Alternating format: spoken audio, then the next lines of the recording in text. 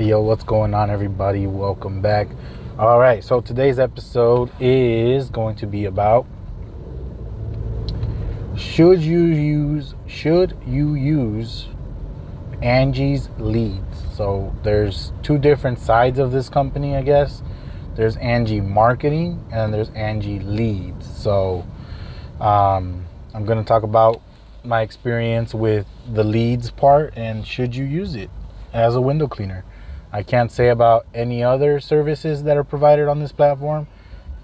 So I'm just going to speak about as a window cleaner. So should you use it? I don't know. I don't think you should. I just find it to be ridiculously expensive. I mean, yes, one job from there is going to pay for itself. Well, at least for me, the average house is around $400. So, one lead is still, roughly $350 of profit. The reason I say it's expensive is because when they call you, and they freaking call you all the time, talking about, oh, we have so much work in the area, when I didn't really get that much work to begin with. So, and supposedly they only send your info. Like when there's a lead to be generated, it only gets sent to you and one other company, maybe two more companies, but it's pretty small circle of companies that get the listing. But I just feel, one, the whole process, onboarding process, is very annoying. It's 2022. Like, majority of people can figure this out on their own. I mean, yes, there are some people that would prefer to call, but just give me the option to call in to set up my account. Like, you literally have to be on the phone with them for every freaking little thing. So instead of it being just a simple process like Thumbtack, right? It took me 5 minutes to sign up and I didn't have to talk to anybody. I was signed up. Literally by the next day, I already had work coming in from that app. Granted, there's not a lot of work on that app. At least for window cleaning, there is for like pressure washing, lawn care, and all that stuff. So, but anyways, the onboarding process is painfully annoying. Okay, like you have to call, they have to talk to you. It's super annoying.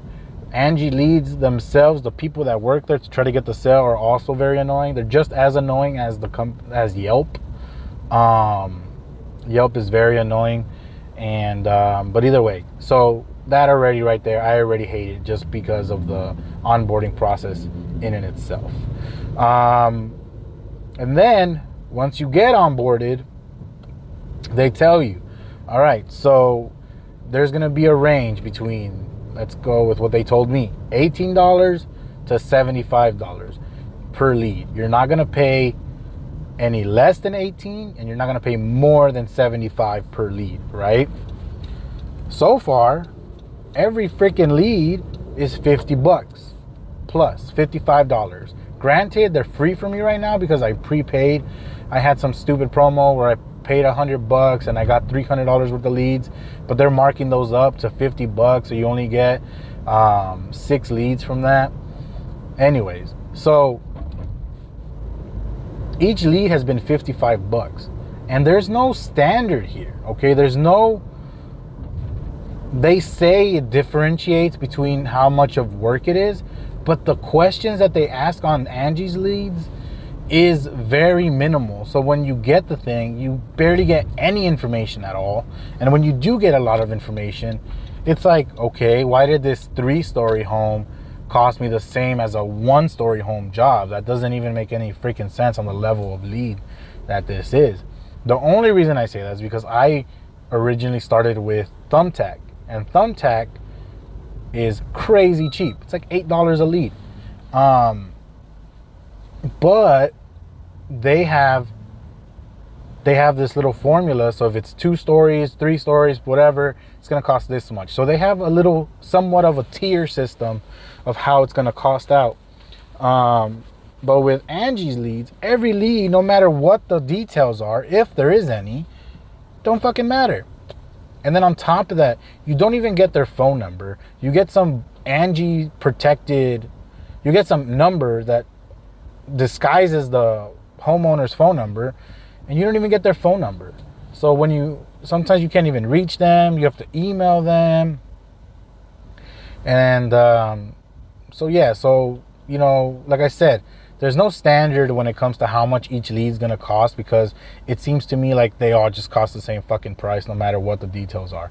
Again, the thing I like about Thumbtack, they're more tailored when you build out your profile. Like how many you see, like let's say you don't want to even work on 2-story homes. You deselect that, so you will never get a lead that is more than 2 stories. Or more than 3 stories, whatever. There's so much more, tailoring that can be done with Thumbtack. With Angie's Leads, it's kind of just all lumped up into one. 5 windows, 60 windows, whatever, doesn't matter. Like I said, it doesn't feel like there's any standard with their pricing of how much these leads cost. Pausing your leads is annoying. It's only every 2 days you can pause them. You have to call it in to pause it for 30 days. They do have a request credit. I guess it's cool. So like, let's say you accidentally got a lead for something that wasn't for you, right? Let's say it was for gutter cleaning and you're not, particularly, that's not what you listed your services as, but you accidentally got that lead. You can request a credit for that. Let's say you didn't reach them you tried calling them a bunch of times and they didn't pick up, within 2 days, because they asked, you have to call them again in a day, in 2 different days. So let's say you go through all that criteria, you get that credit back, which is pretty cool. But regardless, the app sucks. Like for me, when I go to services offered, it doesn't even let me adjust anything. It just gives me an error. I have to go on my computer and adjust them from there. The only thing about Angie's Leads, that the only benefit from there is that it's one of the most well-known home services directory type things, lead generating things. So they have quite a big market share opposed to Thumbtack, or I don't even know the other ones because I only use Thumbtack. But yeah, so for me, it's not even that it's been a bad experience, because it pretty much has. It's just the pricing for me is very annoying. Is like, it doesn't matter what the job, and it's mostly the attention to detail. So like when I get a bid for a house or something, it doesn't tell me much. Sometimes it doesn't even tell me how many windows. It doesn't say, how many stories. Sometimes it doesn't say if they want inside work done, if they want outside work done only, if they want windows. I mean, yes, I can find all that out when I call them, but I'd prefer to have majority of the information. That's the point of these leads, is to get the majority of this information. And then on top of that, they also have the leads, the opportunities, if you will. So these are basically like, they didn't go to a specific company, or they're possibly outside of your business area. So these will pop up and you can just reply to them if you want. And then that's it. So you can reply to those. It tells you a little bit. Sometimes it doesn't tell you much. It gives you a general map where they're going to be at. And then it gives you like more details about the job, if any. And then you either pass it or you say you're interested. And then when you're interested, sometimes there's more information after you click that you're interested and the homeowner selects you.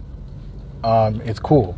But the other thing with this thing too, I guess it works with any lead generating one, but if someone's price shopping, you're costing a lot of people. Like, I feel like this should be told to the consumer side. Like, don't accept to talk to someone unless you're truly ready, because you're costing that company money for nothing. Like, if you're price shopping and you select 3 pros, you just cost each one of them $50, and you might not even go with any of them.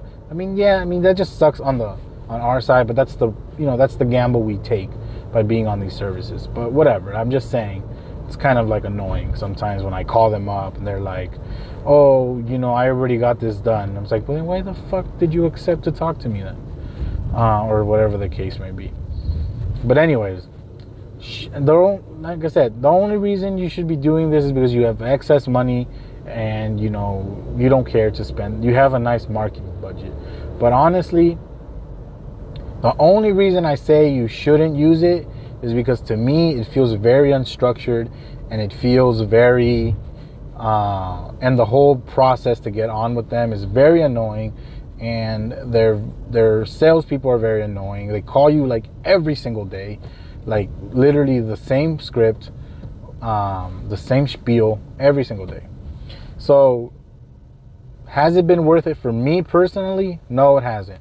I think I haven't really got any benefits from it, because like I said, when I do get it, a lot of times they already got their pricing from somewhere else, and they went with somebody else. I didn't even get into pricing with them, or they just don't pick up, they don't respond in any way, shape, or form. So it's been pretty useless for me. The one that has been working for me is Thumbtack. That one is pretty good. Has been pretty good to me. I've made my profit margins on there are pretty good so far. Not a lot of listings on there right now, but it is what it is. Most of my business comes from my website, my personal SEO. But anyways, should you use it? I mean, if you don't have to, I probably wouldn't use them. Try Thumbtack. It's a lot easier, it's cheaper, and depending where you're at, there may or may not be enough work for you there. Just depends where you're at, and then the market around whatever time you use it. Angie's, like I said, they have market share and they have more of a demand on there, but it's pretty expensive. Even if you use the minimum of $200, it's only going to get you between three or four leads a month, because the minimum for their credit is $200 a month. So like I said, it's just an ordeal using Angie's Leads. I don't recommend it. But like I said, if you want to use it, go ahead, check it out. But I don't recommend it. But yeah, maybe it'll work out for you. That was my review on them. Not very happy. If I would have to give them a letter grade, it'd be probably a D, And if I were to grade, I don't know, Thumbtack, it'd be like a C plus, close to a B, just because again the demand isn't really there. They're not that as well known as Angie's, because it used to be Angie's List, Angie's Leads, whatever. All right, well, that's the video. Well, podcast, I guess you could say. If you liked it, give it a like, subscribe. More content coming, and till the next one. Peace.